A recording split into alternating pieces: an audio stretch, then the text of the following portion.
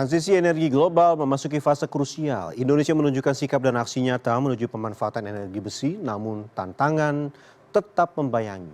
Di tengah optimisme, komitmen, dan konsistensi menjadi kunci.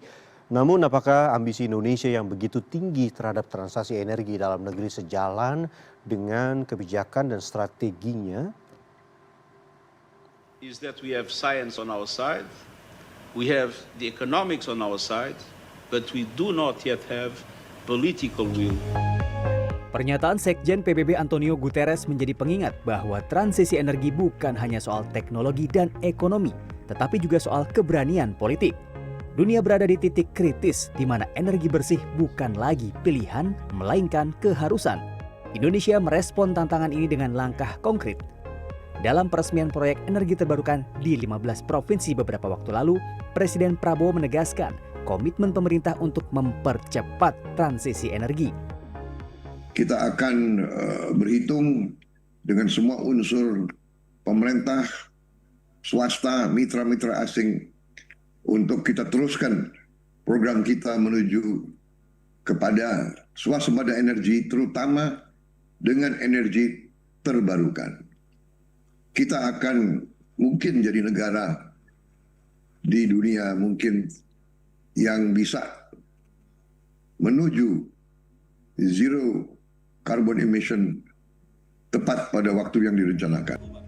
Kementerian ESDM mencatat bahwa bauran energi terbarukan Indonesia mencapai 13,2% pada 2024. Targetnya adalah 23% pada 2025. Energi surya, angin, hidro, dan bioenergi menjadi tulang punggung transisi ini. Namun, batu bara masih mendominasi dan ini menjadi tantangan besar. Target perencanaan kita sebenarnya 2025 itu sudah harus mencapai 23%. Artinya kita masih defisit kurang lebih sekitar 8.000 megawatt atau 8 gigawatt. Tetapi dengan kondisi yang ada, insya Allah kita akan mampu mengejar apa yang menjadi target kita semua. Sebagai negara berkembang, Indonesia memiliki peran strategis dalam transisi energi global. Hal ini ditegaskan oleh Selwyn Charles Hart, penasihat khusus Sekjen PBB untuk transisi energi berkeadilan.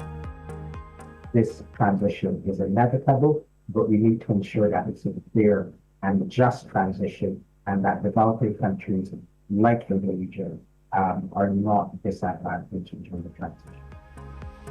Optimisme Indonesia semakin menguat. Dalam pernyataan pers awal tahun ini, Presiden Prabowo menyampaikan keyakinannya bahwa Indonesia mampu menjadi pemimpin energi bersih di kawasan Asia Tenggara.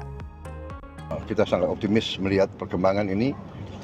Mungkin Indonesia yang termasuk salah satu paling maju, paling konsekuen dalam menghasilkan transformasi dari energi fosil ke energi terbarukan. Ya. Jadi ini sangat kita tidak banyak bicara, tapi kita lakukan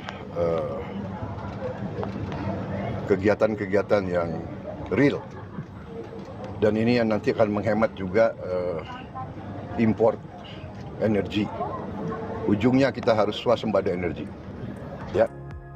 Meski Indonesia memiliki ambisi tinggi dalam transisi energi, tantangan struktural dan kebijakan masih membayangi. Menurut Profesor Widodo Purwanto, Guru Besar Energi Berkelanjutan dari Fakultas Teknik Universitas Indonesia, sinkronisasi antar sektor dan konsistensi regulasi menjadi pekerjaan rumah yang belum tuntas. Political will yang kuat dibutuhkan agar target tidak hanya menjadi angka di atas kertas. Kesiapan untuk melakukan transisi energi di Indonesia yang policy-nya sih ambisius ya, target dan seterusnya. Cuma di konteks dari policy-nya dan political will katakanlah itu ratingnya masih cukup rendah ya. Kalau kita lihat tentunya energy transition harus mempertimbangkan juga just transition gitu, masyarakat yang terjadi disrupt ya di sisi fosil harus dipersiapkan. Kemudian green financing ya untuk menurunkan capex atau cost of capitalnya, kerjasama internasional dan seterusnya. Saya kira terakhir carbon pricing harus, kalau nggak bisa mencapai itu. Meski target ambisius telah ditetapkan, capaian Indonesia masih perlu dikawal dan dikritisi. Ketergantungan terhadap energi fosil, terutama batu bara, masih tinggi. Transisi energi bukan sekadar soal teknologi, tapi juga soal keberanian politik dan keadilan sosial. Optimisme harus dibarengi komitmen nyata agar Indonesia tak hanya jadi penonton, tapi pemain utama dalam panggung energi dunia. Yogi Tujuliarto, Iman Firmansyah, Jakarta.